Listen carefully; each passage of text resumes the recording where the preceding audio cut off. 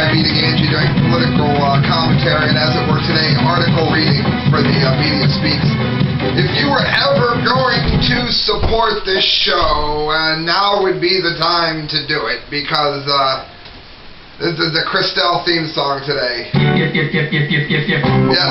had to get a job. I took a job as a writer. And I have been, again, the Christelle theme song, I have been going out here and writing articles for just about everyone. And all jokes aside from the way I started the show, something important came up. And I wrote about Pizzagate.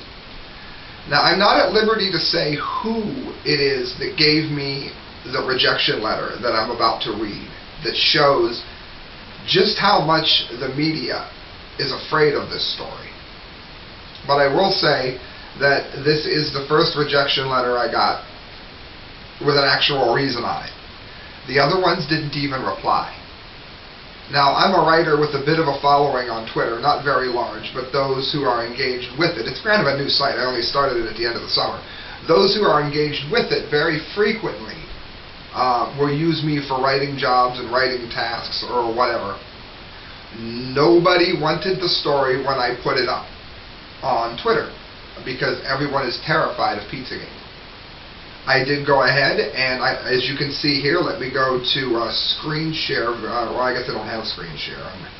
I'm going to change into my actual account here. You'll find that I got a strike on my account from YouTube. Well, not a strike, but they're saying that I can't monetize the video because the video breaks community guidelines. Now, for those of you that watched the last video, if you haven't, go ahead and scroll back to it. If you haven't, and many people didn't because it was coming off of the holiday. Some of these get hundreds of hits, some get thousands. They all get shared all over the place. But it's sometimes very hard for me to tell exactly how well a particular video did unless it did badly. And not many people have watched this, but you're going to find it very interesting to see what YouTube did to it. As we're talking about media, who is afraid of the Pizzagate topic? Here we go. As you can see here, that is what's loading up here, my friends. If it's ever loading up here, is under review. That gold star right there, that's not it. That's a gold dollar sign. That's not a good thing. That gold dollar sign that I'm highlighting right there is, in fact, saying that the article was under review just because the name Pizzagate was in the title. Now, let me ask you something. Those of you that read it or listened to it, I was careful not to accuse anybody of anything at all. As a matter of fact, let's remember that Michael Jackson was accused of everything in the court of public opinion when he was, his name was used in questions regarding child molestation. He was found innocent, and I don't remember the media rushing to apologize to him. Now, because it's Podesta and it's some high-ranking people on the Lolita Express, people like Bill Clinton, because there's even questions being asked, we're supposed to not ask them as journalists and as reporters and commentators, and if we do, then we're going to be blacklisted? Is that the way it's going to be? Okay? I took the email off of this. Don't want to lose my situation, as they say in Scrooge, but I took the email off of this. I am going to read this article. Don't panic. I promised you I would, and I will. I took the email address information off of this because I don't want to be putting their email out here. But here is a rejection letter that I got. I copied it. The X's I've put in to copy the delete the personal information of the sender. Sorry, unfortunately, your news the Pizzagate emails leaked by WikiLeaks area, creating a lot of questions. That's the name of the article. Has been rejected by our proofreaders, and they added comments. This article is based on debunked conspiracy theory. Look at that. Our news, again, blanked out, is for factual news, ooh, a stab, and does not allow such topics. Signed, the editorial staff of this establishment. Now, isn't that interesting? So I replied back, Podesta has not acknowledged any of this lie. Or I should say, had not addressed any of this Live is a bad word. He has not addressed any of this in written form, on TV, in newspapers, magazines, nowhere. Okay, now if somebody accused you of these kinds of things, what would you do? I know what I'd do. I'd be slandering. I'd be suing for slander and libel. So I'm going to keep my promise. You tell me, was I fair? Because let's remember, Podesta may be an innocent man when it comes to child molestation. We know he's into some creepy things, like spirit cleansing, but you know, you don't accuse somebody of something like child molestation either. I understand the hesitation of newspapers and media outlets to address this. But if it's done tastefully, it needs to be addressed, especially considering what we've already learned from within the WikiLeaks file and any connection that could possibly exist between them and Jimmy Savile. And for those of you that don't know, Jimmy Savile was an incredibly funny man from England who ended up being a terrible person. And some of the people that are on the Podesta links, I believe, WikiLeaks links, I believe are tied to when Savile was alive. And that's not good. So I'm keeping with the promise. Oh, and shout out to InfoWars. I also offered this article to InfoWars. They didn't take it, but they have been covering Pizzagate, so I don't think they were afraid of it. Thank you, Rob Dew, for accepting my my request. But again, I'm not going to talk trash about InfoWars. Shout out to InfoWars because they have been covering it. The rest of you have been a bunch of cowards. So I'm going to do this. Are you watching this? Do you have a blog that's popular? I will give this to you. Tell me that you want it. The first person that says that they will publish it, I will give it to them free. I'm that angry. As promised, in keeping with my word, I'm going to read to you the article that all of the media would not publish.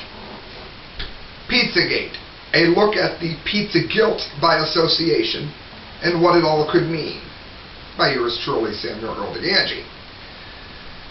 During the end of the election campaign, some very alarming information was leaked from WikiLeaks. It seems to show John Podesta and various people within the elite establishment using code words to refer to various child sexual abuse practices that it seems that they wish to engage in. Many in the media are backing off from talking about the issues addressed within the leaks because of the possibility of libel and slander cases. Therefore, it should be noted that any such talk should and must be of a questioning nature. With that in mind, we look at some of the things that make these kinds of questions come up. As you can hear, I was not libel or slanderous, nor do I become so. Pizzagate and those who won't deny it. Perhaps the creepiest and most uncomfortable fact about the debate thus far has been the fact that Podesta, to whom much of the leak was about, has not publicly come out against the accusation. While it is true that if guilty, he has every right in the world, in America, to say nothing whatsoever, and equally true that if innocent, he has the same right to not address what he may consider mind rot and conspiracy. But who among the population would not rush to make such statements proclaiming their innocence? Would not the average man or woman be utterly incensed and furious over such an accusation as child rape and molestation? In this case, the band Bride was quite right when they said silence is madness around the world. After all, according to the New York Times, the owner of the Comet Ping Pong Pizza has come out saying that he in no way abuses children. While he could be lying, we have no proof to base such an accusation on, and at this point, at least his question has been addressed. What about this hasn't been fair so far, friends? I go on. Pizzagate terms used in odd ways. The reasons that the Pizzagate potential scandal are prone to make one's skin crawl is because the common words like hot dog and pasta that are used are done so in ways that make no sense.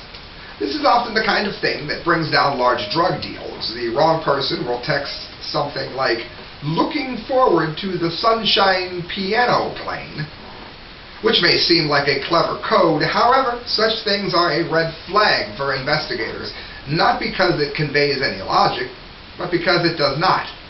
It is very clear that the text would not be about sun nor pianos. These kinds of obscure wording patterns are used again and again in these emails when discussing such foods as these and more. Another odd fact that Podesta and or crew should address is that of, sadly, MySpace legend Maddie. For those of you who don't know, I wrote, Maddie is an adorable girl whose face melted the hearts of those on the then popular MySpace platform.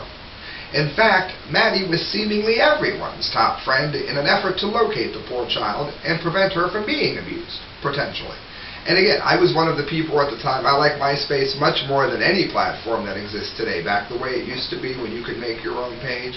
I remember those days. I was getting involved in helping Ron Paul on his first Republican run in 07, 08, 06, when we were trying to get the name built for him. So I remember those times completely, and her and Ron Paul were my top friends.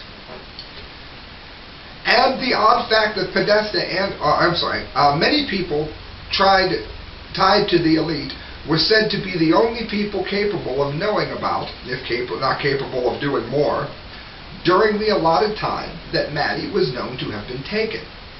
Some people suggest that the elite would never choose such a high-profile girl, but it must be remembered that she was not high-profile until after she was abducted, not before. She became famous because she was abducted, not the other way around. So those who do not consider this are thinking in a flawed manner. And again, I'm going to pause here before I get to the last paragraph. What about that isn't fair? What about that doesn't make sense, friends? Let's move on. Pizza guilt by association for Podesta. The jury of public opinion is on top of this due to the circle of people around Podesta as seen via a police sketch that looks exactly like Anthony Weiner. Bill Clinton, and most of those who often flew the Lolita Express, where child abuse is proven to have been involved, are also mentioned.